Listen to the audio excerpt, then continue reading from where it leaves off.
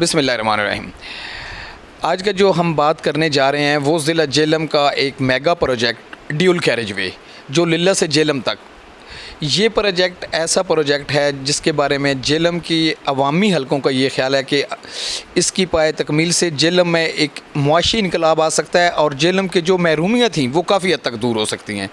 لیکن بدقسمتی کی بات یہ ہے کہ یہ پروجیکٹ شروع سے ہی فنڈز کی کمی کا شکار رہا ہے اور اب تک اس کے فنڈز جاری نہیں کیے گئے اور اس کے جو کام کرنے کی رفتار ہے وہ بہت کم ہے۔ کچھوے کو ہم کہتے ہیں کہ کچھوے کی رفتار بہت کم ہے، یہ رفتار اس سے بھی کم ہے۔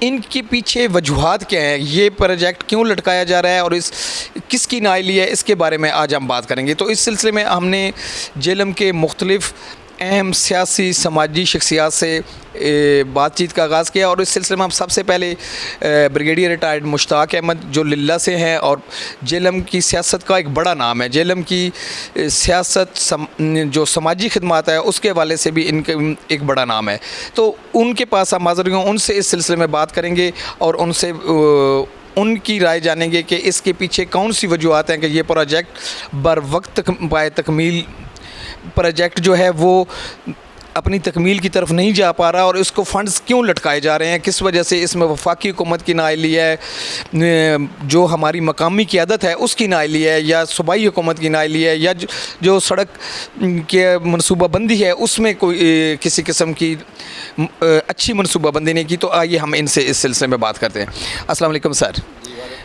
سر سب سے پہلے تو بہت شکریہ آپ نے جو اپنا وقت دیا۔ سر یہ کیا وجہ ہے کہ جو اتنا بڑا جہلم کا پروجیکٹ ہے وہ مسلسل التوا کا شکار ہے، فنڈز کی نہیں ریلیز کیے جا رہے، فنڈز کے متعلق کوئی مصدقہ خبر نہیں ہے کہ کتنے فنڈز ریلیز کیے جا چکے ہیں، حالانکہ یہ 16 ارب روپے کا جو ہے پروجیکٹ ہے، لیکن جتنی یہ دیر کی جا رہی ہے اس کی لاگت بھی بڑھتی جائے گی اور عوام کی مشکلات بھی بڑھتی جا رہی ہیں۔ جی سر۔ جی تھینک یو زاہد، بہت شکریہ، آپ نے ایک بہت ہی اہم مسئلے کی طرف آج توجہ دلائی ہے اور آپ یقین کریں یہ مسئلہ جو ہے یہ اس وقت جہلم اور خاص کر کے تحصیل پنڈ دادر خان کے لوگوں کی جان کے اوپر یہ جان سے بھی پیارا ہے اور ہماری جان سب کی اس میں اٹکی ہوئی ہے۔ میں شاید لفظ استعمال نہیں کرنا چاہتا تھا، ہمیں اتنی بڑی خوشی ہوئی تھی جب یہ پروجیکٹ عمران خان کے زمانے میں شروع ہوا تھا، آج سے 2-2.5 سال پہلے، اور میں ذاتی طور پہ بہت خوش تھا کہ انشاءاللہ ہماری جو پسماندگی ہے اس تحصیل کی، اس ضلع کی، یہ دور ہو جائے گی، کیونکہ آپ اس ضلع کی جو لمبائی ہے اس سے واقف ہیں۔ یہ تقریباً ضلع ہے اس سے مشرق سے مغرب تک جاتے ہوئے تقریباً اس کی لمبائی جو ہے وہ 130 کلومیٹر بنتی ہے، اور اس ضلع کے اندر صرف 2 مین روڈز ہیں، ایک جی ٹی روڈ ہے N5 جو لاہور پنڈی والی آتی ہے، شہر سے پاس سے گزرتی ہے، اور دوسری صرف ایک روڈ ہے مین جو ضلع کی ہے، باقی ساری چھوٹی روڈیں ہیں جو لنک روڈز ہیں گاؤں کو ملا رہی ہیں۔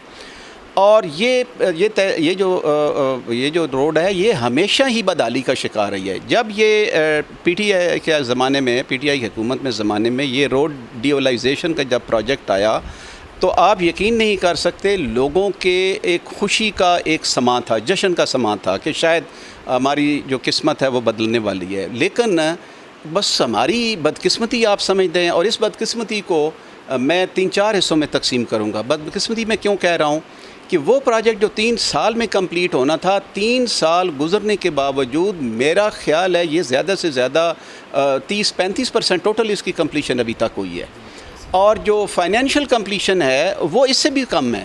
اگر 16 بلین کے پروجیکٹ کو لیں تو جو میری اطلاع ہے اس کے مطابق اس کے اوپر صرف 3.3 بلین فیڈرل گورنمنٹ نے دیے ہیں، اس کے بعد یہ پروجیکٹ سٹال ہوا ہے۔ اب 16 بلین کے اگینسٹ میں اس میں ایسکلیشن ابھی شامل نہیں کر رہا ہوں، کیونکہ مجھے یہ یقین ہے کہ جب ایسکلیشن آپ شامل کریں گے جو پچھلے 2-3 سال میں ہوئے تو اس پروجیکٹ کی کاسٹ کم از کم 17 سے 18 بلین چلی جائے گی۔ اس میں ابھی آپ صرف 3 سال میں 3.3 بلین جو ہے وہ ایلوکیٹ ہوئے ہیں، ایلوکیٹ نہیں ہوئے بلکہ ریلیز ہوئے ہیں۔ اب اس کے اوپر کیا کام کیا جائے؟ کنٹریکٹر نے اپنی پوری کوشش کی لیکن اس کو بھی کہیں سے کوئی پیسے نہیں مل رہے۔ اب سب سے زیادہ تکلیف دہ بات یہ ہے کہ پچھلے 1.5 سال کے اندر پی ڈی ایم کی حکومت میں which was led by Shahbaz Sharif صاحب، اور آف کورس نون لیگ اس کو لیڈ کر رہی تھی، انہوں نے 2 بجٹ پیش کیے ہیں۔ ایک بجٹ میں انہوں نے 500 ملین ایلوکیٹ کیے تھے، ایک پیسہ ریلیز نہیں کیا۔ یہ جو بجٹ جو کرنٹ فائنینشیل ایئر ہے، اس کے پچھلے جولائی میں یا جون میں جو انہوں نے آ کے بجٹ پیش کیا، اس میں انہوں نے 1.8 بلین فیڈرل گورنمنٹ نے پیسے ایلوکیٹ کیے۔ پہلا کوارٹر گزر چکا ہے اور 1 روپیہ آج تک نہیں آیا، لہٰذا کام بند ہو چکا ہے۔ اب کام جب بند ہوا ہے تو وہ ایک لوگوں کے لیے عذاب بن گیا۔ کام انکمپلیٹ ہے، نہ کلورٹس کمپلیٹ ہیں، نہ جو مختلف کمپوننٹس ہوتے ہیں روڈ وے کے، وہ کوئی بھی کسی سیگمنٹ میں بھی کمپلیٹ نہیں ہے۔ للہ سے جو پنڈ دانا خانہ آپ کو پتہ ہے، یہ تقریباً 28-29 کلومیٹر کا فاصلہ ہے۔ وہ جو پہلے تھوڑا بہت کچی، وہ جو سڑک خراب ہو کے کچی سڑک بن چکی تھی، اب صورتحال یہ ہے کہ وہ بدتر ہو چکی ہے۔ کئی جگہوں پہ اسفالٹک پیمنٹ ہو چکی ہے، ویئرنگ کورس نہیں ہے، کسی جگہ پہ واٹر باؤنڈ میکڈم بنا لگا ہوا ہے، اس کے اوپر جو سرفیسنگ ہے وہ کوئی نہیں ہو رہی، برمز اس کے کچے پڑے ہوئے ہیں، جو کاز ویز ہیں وہ انکمپلیٹ ہیں، اسی طریقے سے مختلف کنسٹرکشن مٹیریل کے ڈمپ پڑے ہوئے ہیں۔ تو یہ سڑک کسی بہتری کی بجائے ایک لوگوں کے لیے عذاب بن گئی ہے۔ پھر آپ کو پتہ ہے کہ یہ سڑک کے جو شمال میں ساتھ ہی بالکل پہاڑی علاقہ ہے، وہاں پہ بارشیں ہوتی ہیں، بہت پانی آتا ہے۔ جب بھی بارش آتی ہے تو لوگ اس رستے سے جانا ہی چھوڑ دیتے ہیں، جانا تو دور کی بات ہے، اس جانے پہ سوچنا ہی چھوڑ دیتے ہیں، بیکاز کم از کم 5-6 دفعہ ایسے ہو چکا ہے کہ سینکڑوں کی تعداد میں گاڑیاں وہاں پہ پھنسی ہیں۔ اب آپ کہیں گے جی گاڑیاں وہاں پہ کدھر سے آتی ہیں؟ ہمارے پاس اللہ پاک نے ایک بڑی نعمت عطا کی تھی، کھیوڑا مائن، جو کہ بہت بڑی سرگاہ ہے علاقے میں، لوگ وہاں پہ سیر کرنے کے لیے آتے ہیں، بہت بڑی آبادی ہے جو پنڈی میں رہتی ہے، وہاں کی لوگ رشتہ داروں میں غمی شادی بیاہ میں جاتے ہیں، لوگوں کی مجبوریاں ہیں، وہ جانا پڑتا ہے۔ اب جب وہ جاتے ہیں بارش ہو جاتی ہے تو وہ نہ ادھر کے ہوتے ہیں نہ ادھر کے رہتے ہیں، وہ پھنس جاتے ہیں وہاں پہ۔ بہت سی وہاں پہ لوگوں کی گاڑیاں تباہ ہو چکی ہیں ان حالات کی وجہ سے، لوگ گاڑیاں 8-8 10-10 گھنٹے پھنسی رہتی ہیں۔ اس کے بعد وہاں پہ نہ کوئی ریکوری کا انتظام ہوتا ہے، اور ساتھ ہی وہاں پہ ڈیتھ بھی ہوئی ہیں، اور ڈیتھ ریٹ جو ہے وہ اس انکمپلیٹ سڑک کی وجہ سے اور اس جو میں نے حالات پیش کیے ہیں اس کی وجہ سے ڈیتھ ریٹ وہاں پہ بڑھ چکا ہے۔ لوگ جنہوں نے اچھا ایک بات میں آپ کو اور گزارش کر دوں، میری اپنی یہ رائے ہے کہ جب ایک اچھی سڑک بن جاتی ہے تو وہاں علاقے کی ڈیولپمنٹ خود بخود ہو جاتی ہے۔ آپ پوچھیں گے یہ کیسے خود بخود ہو جاتی ہے؟ میں آپ کو 5-6 چیزیں بتا دیتا ہوں۔ حکومت نے تو صرف لوگوں کو سہولت مہیا کرنی ہوتی ہے، وہ اس کی شکل میں ہوتی ہے، بجلی کی شکل میں ہے، پانی کی شکل میں ہے، گیس کی شکل میں ہے، یا وہ سڑک کی شکل میں ہے۔ باقی تو سارا لوگ خود انویسٹ کرتے ہیں، وہاں پہ ہاسپٹل بنیں گے، لوگ جائیں گے، اس کے ساتھ ایجوکیشن انسٹیٹیوشن بنیں گے، اچھے پیٹرول پمپ بنیں گے، کمرشل سینٹر بنیں گے، لوگ اپنے گھر بنائیں گے۔ تو this is what is the investment, this is how the area is going to, اس سے ایریا کی امپرومنٹ ہوگی۔ انفارچونیٹلی یہ سارا کام رک چکا ہوا ہے، صحت رک چکی ہے، بزنس ایکٹیویٹی رک چکی ہے، لوگوں کی کاسٹ آف لیونگ بڑھ چکی ہے۔ جو لوگ تحصیل ہیڈ کوارٹر کے ہاسپٹل میں بیماروں کو لے کے جانا چاہتے تھے، ان کی کوشش ہوتی ہے کہ وہ 20 کلومیٹر یا 25 وہاں پہ نہیں جا سکتے، وہ پنڈی چلے جاتے ہیں، منڈی بہاؤالدین چلے جاتے ہیں، بیرا چلے جاتے ہیں، بلوال چلے جاتے ہیں۔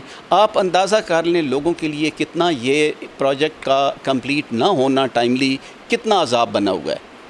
تیسری بات آپ نے بہت کمپریہنسو سا سوال پوچھا، اس سے اگلی بات یہ ہے کہ اس کی مین وجوہات کیا ہیں۔ میں اس کو 3-4 چیزیں اس کے سلسلے میں عرض کرنا چاہتا ہوں۔ نمبر 1، ہماری بدقسمتی۔ اب بدقسمتی جب سر پہ آ جاتی ہے تو اس کا کوئی علاج نہیں ہوتا۔ میں اس کو تھوڑی سی بات اور بڑی کروں گا اسی پیرائے میں۔ بدقسمتی ہماری یہ ہے کہ ہمارے MNA کی 2 سیٹیں ہوا کرتی تھیں پہلے، اور 4 MP ہوتے تھے۔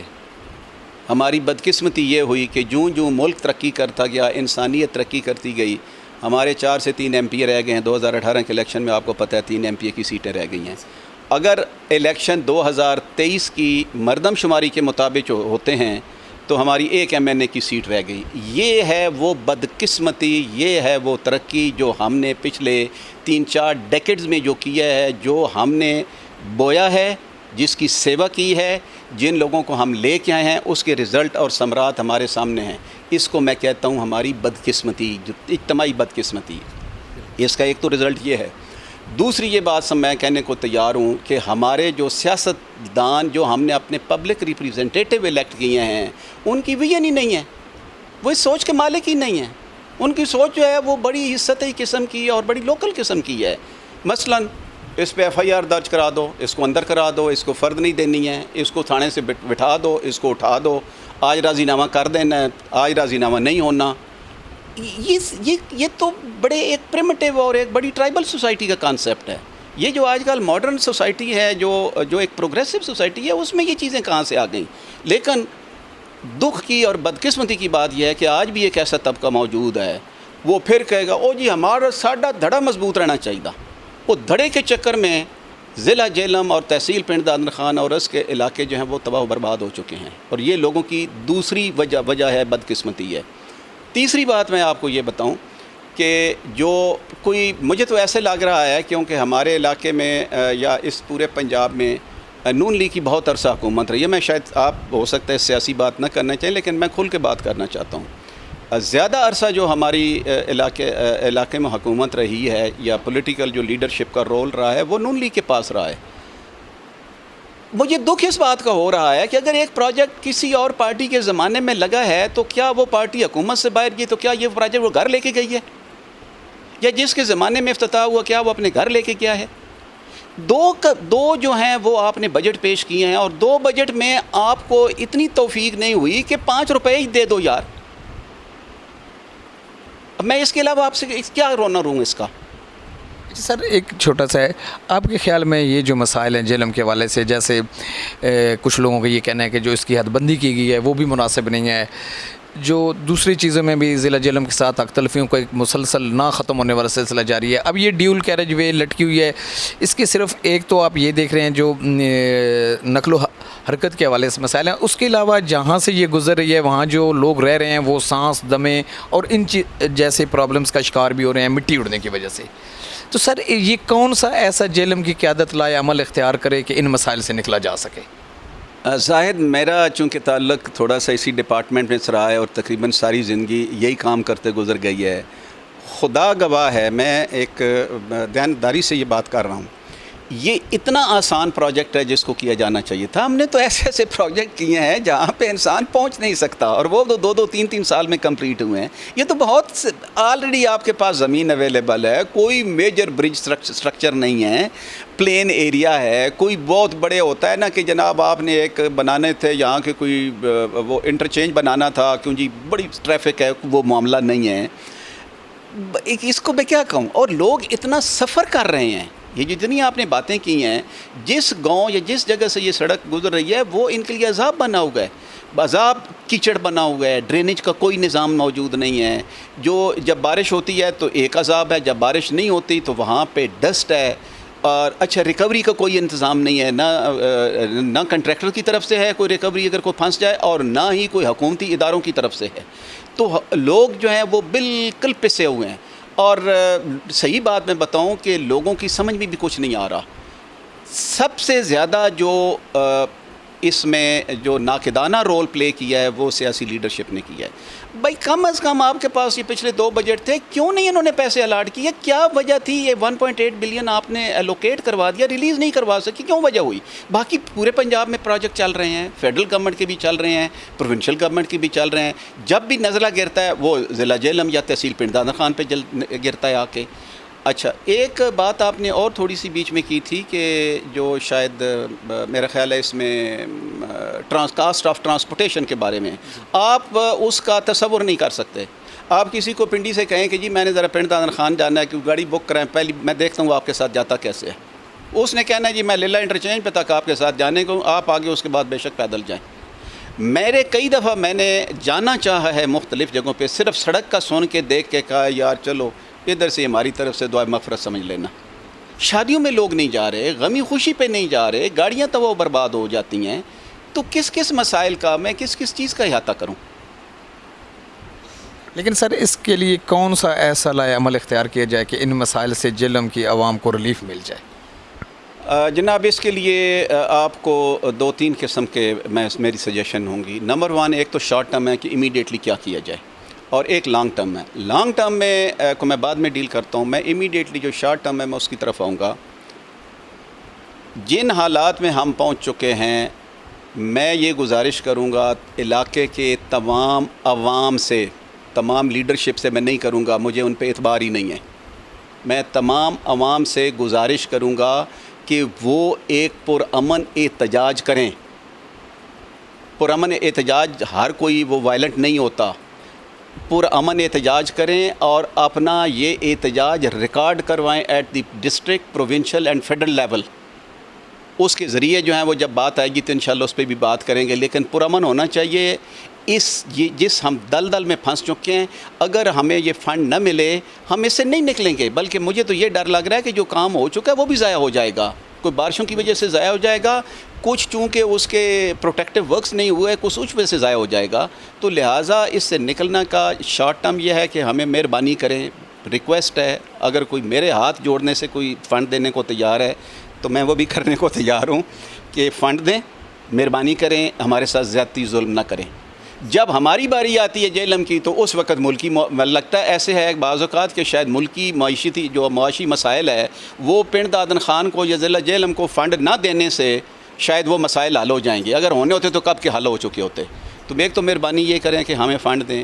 دوسرا، اگر پھر بھی کوئی کسی کے کان کے اوپر جوں نہیں ریننے کو تیار تو میری گزارش ہوگی عوام سے کہ مہربانی کریں اس کے اوپر اکٹھے ہوں اور ایک پرامن احتجاج کا اس میں سلسلہ شروع کریں. اور کچھ 2-3 اور سٹیپس ہیں جو آلریڈی لیے جا چکے ہیں. ایک پٹیشن بھی لاہور ہائی کورٹ کے پنڈی بینچ میں ہے جس کی ایک ہیئرنگ ہو چکی ہے. ہمیں امید ہے اللہ کرے گا وہ بھی ہماری حالت زار پہ رحم کریں گے اور کچھ اس میں اچھا ڈائریکٹیو آئے گا جس میں ہمیں فنڈ مل سکیں. ابھی ایک پورشن اس میں رہ گیا تھا کہ جی لانگ ٹرم کیا ہے. لانگ ٹرم میں بڑے پچھلے 8-10 سال سے میں لوگوں کو سمجھانے کی، ایجوکیٹ کرنے کی کوشش کر رہا ہوں. وہ میری گزارش یہ ہے کہ خدا کے لیے اس دھڑے بندی سے باہر نکلیں. یہ جو آپ کی جو ہے نا دماغی یا جو آپ کی سوچ کی پسماندگی ہے، خدا کے لیے اس سے باہر نکلیں. آپ نے یہ دھڑے کو دے کے ووٹ ان کو الیکٹ کر کے 8-10 الیکشن میں آپ نے کیا پایا ہے؟ کیا آپ کو پانی پینے کا مل گیا ہے؟ کیا کوئی آپ کو کو اچھا ہیلتھ فیسلٹیز ملی ہیں؟ کوئی ایجوکیشن کی فیسلٹیز آپ کو ملی ہیں؟ کوئی ویٹرنری کے آپ کو ملے ہیں؟ کوئی کسانوں کے لیے فیسیلیٹیشن وہاں پہ ہوئی ہے؟ کوئی ایکسیپٹیبل ریکگنائزیبل آپ کو کوئی ٹیکنیکل ٹریننگ انسٹیٹیوٹ آپ کو ملا ہے؟ آپ کی جو پولوشن تباہ و برباد جس نے آپ کو کر دی ہے، جو 2-3 انڈسٹریز وہاں پہ ہیں، کوئی آپ کو ریلیف وہاں پہ ملی ہے؟ خدا کے لیے دل پہ پتھر رکھ کے یہ ایک آدھ دفعہ اس میں کوشش یہ کریں کہ کم از کم اس بندے کو الیکٹ کریں جس کو مسائل کی سمجھ ہے اور جس میں یہ جذبہ بھی ہے. بیکاز میں لاسٹ ایک کمنٹ اس میں یہ کروں گا، میں یہ سمجھتا ہوں کہ سیاست جو ہے نا یہ ہم سنتے تھے، اب میں اس یقین ہے میرا کہ سیاست ایک عبادت ہے. اگر آپ نے سیاست کو دھڑے بندی کے ساتھ نتھی رکھنا ہے، صرف اس پہ رکھنا ہے کہ بندے 4 پوسٹ ہو جائیں گے، 2-4 ملازم میرے درجہ 4 میں ہو جائیں گے تو بس ساڑھا دھڑا مضبوط. پھر آپ جس رستے پہ چل رہے ہیں، اللہ پنڈ دادن خان اور ضلع جہلم کے لوگوں کو اللہ مبارک کرے. خدا کے لیے بندہ وہ لے کے آئیں، نہ چاہتے ہوئے ایک دفعہ لے کے آ جائیں جس کو یہ پیشن ہے ڈیولپمنٹ کا، جو سیاست کو عبادت سمجھ کے کرنا چاہتا ہے. جب تک آپ یہ نہیں کریں گے باقی سب کہانی ہے، آپ کچھ بھی نہیں کر سکیں گے. جی سر، بہت شکریہ سر. بریگیڈیئر صاحب کا کہنے کا مطلب یہ ہے کہ اس دھڑا بندی نے ہمارے ضلع اور تحصیل کی دھڑ نکال دی ہے. بہت شکریہ سر، اللہ حافظ.